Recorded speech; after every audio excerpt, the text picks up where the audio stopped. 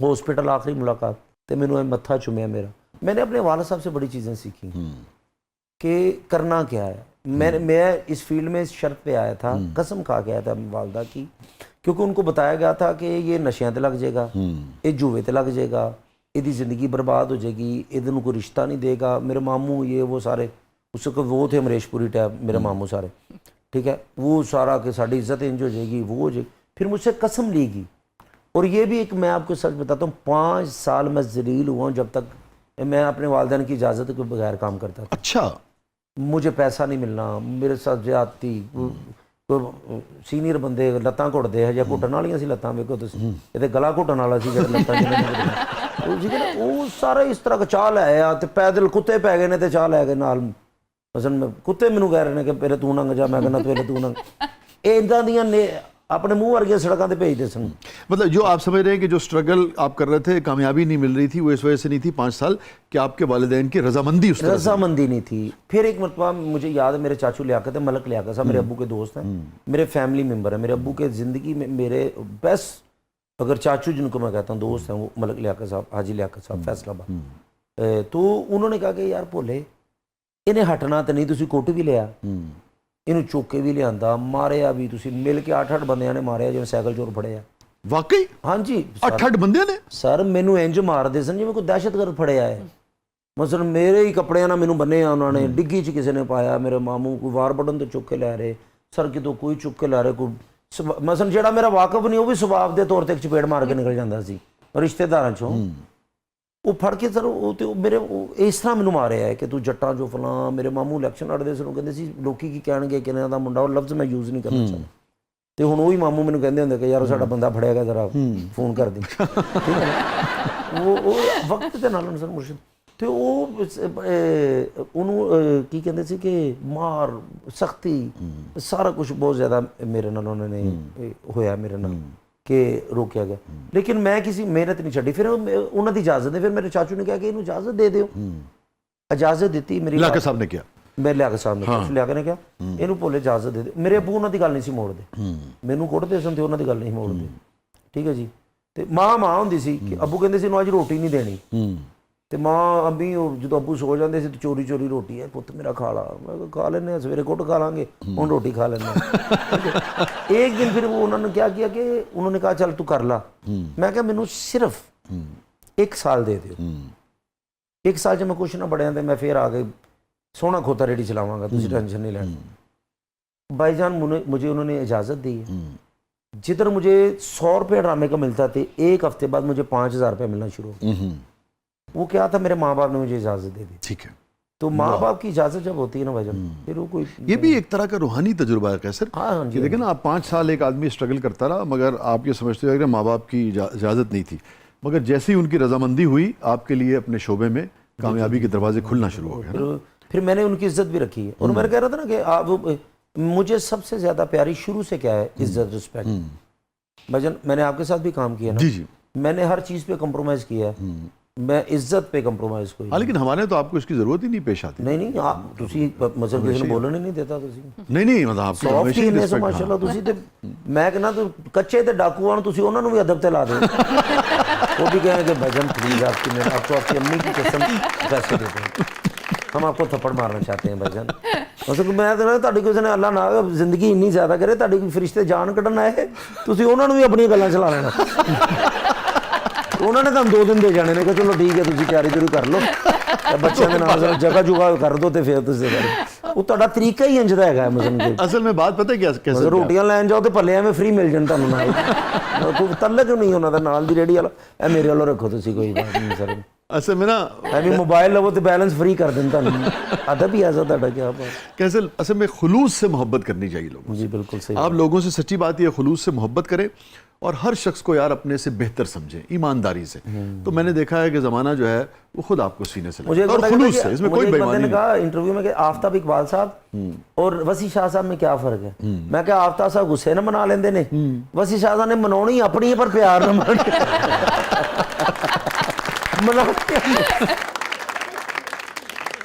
آفتاب بھائی ویسے پرفیکشنسٹ ہیں نا, ان کو بھی جو چیز چاہیے وہ چاہیے. آفتاب اقبال صاحب, میں پھر ان کا نام آ گیا, ان کا ہم دین نہیں دے سکتے, خدا کی قسم. वसीला वो बने शाह जी। हाँ, सारी ट्रेड को देखे ना, मैं आपके कहता हूँ कि comedians आज हैं, हम उनके लिए तो जितनी इज्जत के साथ, फ़ख्र के साथ ऑडियंस में, फैमिलीज़ में आज हमारी इज्जत है ना, अल्लाह की दी हुई इज्जत है पंचतन पाक के सदक़े से, लेकिन उसका वसीला आफ्ताब इकबाल साहब है। और टेलीविजन पे बहुत साफ सुथरा काम हमेशा सर टेलीविजन पे काम ही उन्होंने शुरू किया है। ये हम बहुत साफ कॉमेडियंस, सुथरा। हाँ साफ सुथरा, जो कॉमेडियंस जितना भी काम कर रहे हैं, जितनी बड़ी गाड़ियाँ, घर, जो भी कर रहा है, मैं कहता हूँ कि उनको दुआ दिया करें, उनके बच्चों के लिए दुआ किया करें।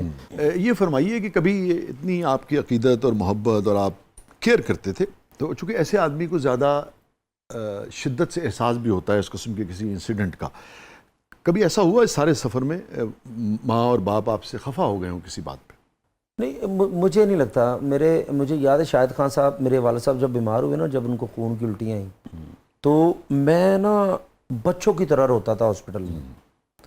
फारूक हॉस्पिटल में इन्होंने कह दिया बस ये दास जिना, ये वो फलां फलां फलां फलां, बड़ा मुझे ऐसा लगता था कि शायद इनके दिल में कोई बात है, मुझे कहना चाहते हैं। अच्छा।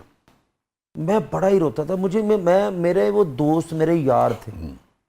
बच्चे अपने वालिद का एहतराम करते हैं ना, मेरे वालिद साहब मेरा एहतराम करते थे, पता नहीं क्यों, कि यार मेरा तो पुत्र मेरा। मैं शाहिद खान साहब को बोला मैंने कि शाहिद खान साहब के अबू यार मैंने लगता है मैंने उन्होंने दिल च कोई गल है, कोई पूछो। हमारे जो कॉमेडियन शाहिद खान साहब, ठीक, वो ICU में गए, उन्होंने पूछा कि बड़ा परेशान है, दसो तुहाडे दिल च गल हो, तो वो अबू दे आंसू निकल रहे सन, ते कहंदे कि मैं दुआ करना कि हर किसी को इंज दा पुत्र मिले। माशाअल्लाह। उन्होंने कहा कि मैनू ना शायद पुत्र मरण का इन्ना दुख नहीं है, इन्नी परेशानी मरण की नहीं हैगी, मैनू कोई फिक्र नहीं, मरना तो सबने, मैनू परेशानी सिर्फ ये हैगी, मेरे दिल च गल है कि मैं अपने पुत्र तो जुदा हो जाऊँगा, तो मेरा पुत्र मेरे सामने नहीं होएगा। वो जी गल है ना सर मुर्शद, मैं तुहानू दस नहीं सकता कि वो बड़ा प्रॉब्लम है मेरे वास्ते ना मुर्शद। मैं ले लूँ, मैं ना, थैंक यू मुर्शद, सलामत रहो। हाँ जी। तो वो जी चीज़ है ना, वो मेरे दिल चों नहीं मुर्शद निकलती कि मेरे वालिद साहब मेरे तो नाराज़ होए नहीं कभी। माशाअल्लाह। मैं ज़िंदगी से मेरी फील्ड गवाह है कि मेरी वालदा, मेरे वालिद साहब ने सिर्फ लफ्ज़ मूँह चो कढ़िया तो मैं पूरा करना। माशाअल्लाह। मैं कभी उन्होंने कहा नहीं होने सकता। और दोवें माँ और प्यो दोवें जी जी जी जी किस गल तो तुहाडी सब तो ज़्यादा खुश सन, या किस दिन बहुत खुश होए दोवें? मेरे जो मैं 5वीं सिस्टर की शादी की है ना, अच्छा, वो तो मेरे वालिद साहब ने जप्फी पा के मेरा मत्था चुमिया और कहते पुत्र तेरा शुक्रिया। अच्छा, ये क्या प्यो ने? मेरे वालिद साहब ने मेरा मत्था चुम के क्या, मैं जप्फी पा के मत्था चुमिया मेरी लास्ट सिस्टर की शादी जो मैं की, तो उन्होंने कहा तेरा शुक्रिया, क्योंकि वो बीमार सन, सारियां शादी वसीला जिम्मेदारी सी मैं उन्होंने करनी कुछ, तो उन्होंने कहा मेरी जिम्मेदारी पुत्र मेरे पुत्र ने पूरी कर दी जाए, तो मैं परेशान सी। तो मैनू याद है कि मेरे ना कभी मेरी बीवी जो मैं शादी की है, मेरी बीवी ने भी कभी ऐसा मौका नहीं आन दिता कि मेरे वालदैन उतो भी नाराज़ हो, कभी जिंदगी च शाह जी। वाह। तो मेरे वाल साहब मेरे तो, क्योंकि अज जो भी मैनू मिले ना, मैं चाहना वा कि मेरे भैन भरावां दे सदके और मेरे वालदैन दी दुआवां दे सदके मैनू मिल रहा है, मिलेगा जिन्नी देर मेरी जिंदगी है।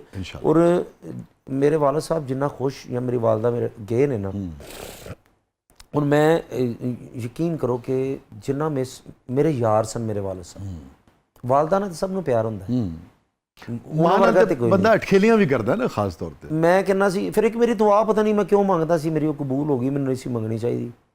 मैं दुआ मंगता कि या अल्लाह पाक मेरे वालदैन मेरे तो पहले फौत होण, वो इस करके मंगता सी कि पता नहीं मैं मर जांगे, पता नहीं बाद चो इन्हां दी कोई केयर करेगा कि नहीं करेगा, ये बीमार ने, पता नहीं मैं दुनिया तो चला गया तो इन्हां नूं कोई हस्पताल ले जाएगा कि नहीं, भैन को लाएगी, भरा को लैके जाएगा, किते ये रुलदे ना फिरन। एक ऐसे तुसी बड़ी बारीक गल कीती है। हाँ जी हाँ जी हाँ जी। और सारे हसास होंदे ने, मगर ये तुसी गल कीती ना, ये मेरे ख्याल च उर्दू दुनिया की तारीख मेरा हाफजा अगर ठीक काम कर रहा है तो शायद सिर्फ एक शायर है जिन्हें यही गल की है। हाँ जी। साढ़े एक शायर सन जमाल एहसानी साहब। हाँ जी। और एक गल करना ये हौसले की गल है जो कि समझाई नहीं जा सकती हर आम आदमी को, समझाई नहीं जा सकती पिछे किस कदर शिद्दत की मोहब्बत है कि बंदा गल कर रहा है। हाँ जी हाँ जी, कि मैं कोई दुख ना होवे, उन्होंने कोई तकलीफ ना कोई। मेरे वालिद साहब जो हॉस्पिटल सन ना, तो डॉक्टर ने जवाब देता, तो मैं शदीद रोना, मैं मतलब मेरा वो जिंदगी का 3 4 5 10 दिन ਮੈਨੂੰ ਬੱਚਿਆਂ ਵਾਂਗੂ ਮੈਂ ਜਿੱਥੇ, ਕਿਉਂਕਿ ਮੈਨੂੰ ਪਤਾ ਸੀ ਕਿ ਮੇਰਾ ਯਾਰ ਜਾ ਰਿਹਾ ਤੇ ਉਹ ਡਾਕਟਰਾਂ ਨੇ ਕਿਹਾ, ਉੱਥੋਂ ਅਸੀਂ ਸ਼ੇਖ ਜ਼ਾਦ ਹਸਪੀਟਲ ਲੈ ਗਏ ਫਾਰੂਕ ਤੋਂ। ਉੱਥੇ ਅੱਲਾਹ ਪਾਕ ਨੇ ਕੀ ਕੀਤਾ, ਉਹਨਾਂ ਨੂੰ ਡਾਕਟਰਾਂ ਨੇ ਕਿਹਾ ਈਜ਼ੀ ਨੇ, ਕੋਈ ਨਹੀਂ ਇਹਨਾਂ ਕੋਲ ਟਾਈਮ ਹੈ ਆ ਜੇ ਫਲਾ ਫਲਾ ਫਲਾ ਫਲਾ। ਤੇ ਮੇਰੇ ਉਹਨਾਂ ਨੇ ਕਿਹਾ, ਜਦੋਂ ਦੋਸਤ ਨਾ ਮੇਰੇ ਵਾਲਾ ਸਾਹਿਬ ਦੇ, ਉਹਨਾਂ ਨੇ ਕਿਹਾ ਕਿ ਦਫਨਾ ਇਹਨਾਂ ਨੂੰ ਫੈਸਲਾਬਾਦ ਦਫਨਾਣਾ, ਕਿਦੋਂ ਲੈ ਕੇ ਜਾਣਾ। ਮੈਂ ਉਹਨਾਂ ਨਾਲ ਸਿੱਧਾ ਹੋ ਗਿਆ, ਖੁਦਾ ਦਾ ਮੈਂ ਕਿਹਾ ਦੁਆ ਕਰੋ ਤੁਸੀਂ। ਮੈਂ ਕਿਹਾ ਜੇ ਇਹਨਾਂ ਨੂੰ ਕੁਝ ਹੋ ਵੀ ਗਿਆ ਮੇਰੇ ਕੋਲ ਰਹਿਣੇ ਨੇ, ਭਾਵੇਂ ਉਹਨਾਂ ਨੇ ਕਿਹਾ ਵੀ ਆ ਕਿ ਮੈਨੂੰ ਉੱਥੇ ਲੈ ਕੇ ਜਾਣਾ, ਨਹੀਂ ਮੈਂ ਕਿਤੇ ਉੱਥੇ ਜਾਣਾ, ਮੈਂ ਰੋਜ਼ ਇਹਨਾਂ ਦੇ ਕੋਲ ਜਾਣਾ।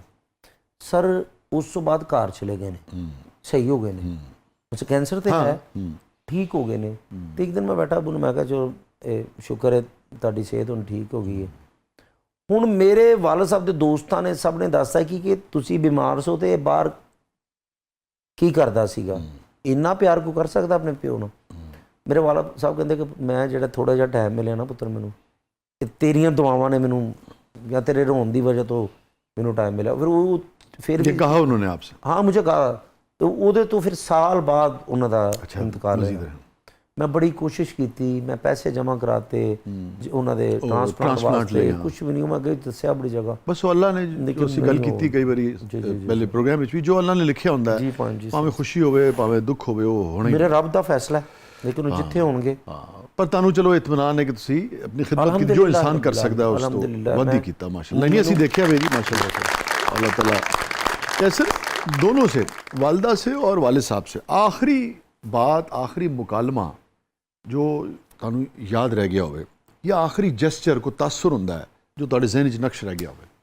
ਮੈਂ ਵਾਲਦਾ ਦੀ ਜਿਹੜੀ ਹੋਈ ਹੈ ਨਾ ਇੰਤਕਾਲ ਉਹਨਾਂ ਦਾ ਫੌਤ, ਮੈਂ ਹੈਰਾਨ ਹੋ ਗਿਆ, ਬਿਲਕੁਲ ਠੀਕ ਮੇਰੇ ਕੋਲ ਬੈਠੇ ਨੇ, ਉਹਨਾਂ ਦਾ ਨੀਚੇ ਰੂਮ ਸੀ, ਨੀਚੇ ਰੂਮ ਉਹਨਾਂ ਦਾ, ਤੇ ਅਸੀਂ ਮੈਂ ਮੇਰੀ ਵਾਈਫ ਮੇਰੇ ਬੱਚੇ ਸੀ ਖਾਣਾ ਖਾਣ ਚੱਲੇ, ਬੈਠ ਕੇ ਗਲੇ ਮਿਲ ਕੇ ਹਾਸਾ ਖੇਡਾ, ਉਹਨੂੰ ਆਪਣੀ ਭੈਣ ਨੂੰ ਇੰਨੇ ਪੈਸੇ ਭੇਜ, ਉਹਨੂੰ ਇੰਜ ਕਰ, ਉਹਦਾ ਇੰਜ ਕਰ ਫਲਾਂ ਕਰ, ਮੈਂ ਕਿਹਾ ਅੱਛਾ ਵੀ ਮੈਂ ਕਰ ਦਿਆਂਗਾ, ਤੁਸੀਂ ਬੇਵੇ ਸਵੇਰੇ ਕਰ ਦਿਓ, ਪਰ ਬਿਲਕੁਲ ਕੋਈ ਇਸ਼ੂ ਨਹੀਂ, ਮੇਰਾ ਪੁੱਤਰ ਮੇਰੀ ਜਾਨ, ਤੇ ਆ ਵੇਖ ਆ ਮੇਰੀ ਗੁੱਥਲੀ, ਇਹਦੇ 'ਚ ਪੈਸੇ ਉਹਨੂੰ ਹੈ ਹੀ ਘੱਟ ਹੈਗੇ ਨੇ। ਮੈਂ ਕੀ ਕੀਤਾ, ਪਰਸ ਕੱਢਿਆ, ਮੈਂ 10,000 ਕੱਢ ਕੇ ਨਾ ਉਤਲੀ 'ਚ ਪਾਇਆ, ਮੈਂ ਕਿਹਾ ਤੁਹਾਡੇ ਕੋਲ ਆ ਗਏ ਨੇ ਨਾ, ਬਾਕੀ ਮੈਂ ਤੁਹਾਨੂੰ ਸਵੇਰੇ। ਅਸੀਂ ਚਲੇ ਗਏ, ਖਾਣਾ ਖਾਧਾ, 2 ਵਜੇ ਰਾਤ ਵਾਪਸ ਆਏ, ਸੋ ਗਏ ਆ। ਸਵੇਰੇ ਅਸੀਂ ਸ਼ੋਅ ਸੀ ਫਾਇਜ਼ਾ ਬਿਊਟੀ ਕਰੀਮ ਦਾ ਸ਼ੋਅ ਸੀ, ਉੱਥੇ ਜਾਣਾ ਸੀ, ਤੇ ਹੁਣ ਮੈਂ ਸ਼ਾਹਦ ਖਾਨ ਸਾਹਿਬ ਨੂੰ ਲੈਣਾ ਉਹਨਾਂ ਦੇ ਘਰੋਂ, ਤੇ ਮੈਨੂੰ ਉਠਾਇਆ ਉਹਨਾਂ ਨੇ, ਤੇ ਮੈਨੂੰ ਕਹਿੰਦੇ ਉੱਠ, ਤੇ ਮੈਂ ਤਿਆਰ ਤੂਰ ਹੋ ਰਿਹਾ, ਤੇ ਮੈਂ ਕਿਹਾ ਯਾਰ ਮੈਂ ਤੁਹਾਨੂੰ ਲੈਣਾ ਸੀ, ਤੁਸੀਂ ਕਿ ਆਪ ਆ ਗਏ, ਕਹਿੰਦੇ ਚੱਲ ਛੱਡ ਚੱਲਦੇ ਹਾਂ, ਬਹਿ ਜਾ, ਉਹ ਬਹਿ ਜਾ, ਚੱਲਦੇ ਹਾਂ, ਕਿਤੇ ਨਹੀਂ ਜਾਣਾ ਹੈਗਾ।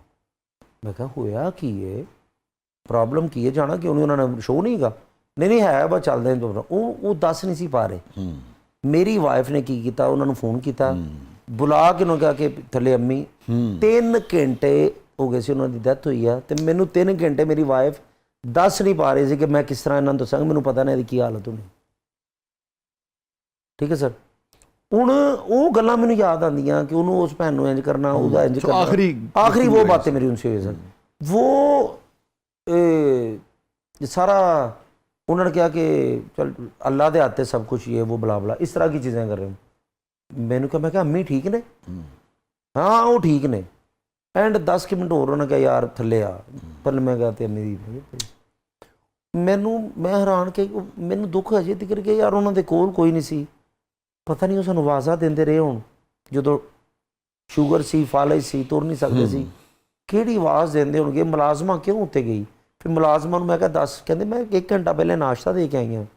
ਭਾਈ ਮੈਂ ਨਾਸ਼ਤਾ ਕੀਤਾ, ਉਹਨਾਂ ਨੇ ਫਿਰ 4 ਰਸ ਖਾਧੇ ਉਹਨਾਂ ਨੇ, ਉਹ ਮੈਂ ਅਜੇ ਤੱਕ ਨਾ ਮੈਂ ਉਹ ਇਸ ਤਰ੍ਹਾਂ ਹੀ ਵਾਲਦ ਸਾਹਿਬ ਉਹਨਾਂ ਨਾਲ ਵੀ ਹਸਪੀਟਲ ਆਖਰੀ ਮੁਲਾਕਾਤ, ਕਿ ਉਸ ਤੋਂ ਬਾਅਦ ਉਹਨਾਂ ਨੂੰ ਹੋਸ਼ ਹੀ ਕੋਈ ਨਹੀਂ ਸੀ। ਉਹ ਗਿਆ ਤੇ ਉਹਨੂੰ ਮੈਂ ਕਿਹਾ ਵੱਡੀ ਈਦ ਦਾ ਦਿਨ ਸੀ, ਈਦ ਦੇ ਚੌਥੇ ਦਿਨ ਬਾਅਦ ਫੌਤ ਹੋ ਗਏ ਸੀ। ਵੈੜੇ ਲੈਣੇ ਨੇ, ਵੈੜੇ ਇਸ਼ਾਰੇ ਨਾਲ ਕਹਿ ਰਹੇ ਨੇ ਕਿੰਨੇ ਇਹ ਉਹ, ਮੈਂ ਕਿਹਾ ਬੂ ਜੀ ਹਲੋ ਫੜੋ ਪੈਸੇ, ਮੈਂ ਉਹ 1000 ਦੀਆਂ ਕਾਪੀਆਂ ਮੈਂ ਲੈ ਕੇ ਜਾਣਾ ਸੀ, ਉਹਨਾਂ ਨੇ ਮੈਂ ਕਿਹਾ ਲਓ ਤੁਸੀਂ ਜਾਣਾ ਹੈ, ਤੇ ਉਹਨਾਂ 2 ਕਾਪੀਆਂ ਫੜ ਕੇ ਨਾ ਤੇ ਆਪਣੀ ਜੇਬ 'ਚ ਪਾ ਲਈਆਂ, ਤੇ ਮੈਨੂੰ ਇਹ ਮੱਥਾ ਚੁੰਮਿਆ ਮੇਰਾ। ਸ਼ਾਮ ਨੂੰ ਪਤਾ ਲੱਗਾ ਕਿ ਹੁਣ ਹੋਸ਼ ਨਹੀਂ ਆ ਰਿਹਾ ਕੋਈ, और आखिरी बस उन्होंने लही मुलाकात आया जी वो करके तो बस। कैसे ज़िंदगी में किस चीज़ से खौफ आता है, धड़का लगा रहता है? ज़िंदगी में धड़का एक चीज़ का लगा रहता है कि मेरी ख्वाहिश है अल्लाह मेरी वो पूरी कर दे। मैं अपने والدین کے صالح ثواب کے لیے ایک مسجد بنانا چاہتا ہوں. ٹھیک ہے انشاءاللہ. وہ مجھے دڑکا لگا رہا تھا کہ اللہ کرے وہ جلدی, اور میں اپنے پیسوں سے بنانا چاہتا ہوں. 1 روپیہ بھی کسی دوست کا نہیں ہو, کوئی مدد نہیں, اللہ کی مدد سے. دڑکا یہ لگ رہا تھا کہ یار اس سے پہلے کہ میں مر نہ جاؤں. اوئے اللہ نہ کرے. اللہ جانتا نہیں ہے اللہ نہ. وہ میں مجھ سے پتہ جانا ہے, سب نے جانا ہے, اور مجھے کوئی خوف نہیں ہے ان چیزوں کا. اللہ کرے میرے بچوں پہ میں سلامت رہوں, لیکن میرے اللہ کا جو فیصلہ. لیکن وہ ایک مسجد بنانا چاہتا ہوں. مگر میرا وہ جو مشن ہے نا وہ رک نہ جائے گی. نہیں انشاءاللہ آپ کی زندگی میں پورا ہوگا, آپ انشاءاللہ مکمل کریں گے. اور جب ہم وہاں انشاءاللہ نماز پڑھیں گے تو میں آپ کو یاد دلاؤں گا کہ آپ نے کہا تھا, اور دیکھیے مکمل ہو گئی. بالکل صحیح بات.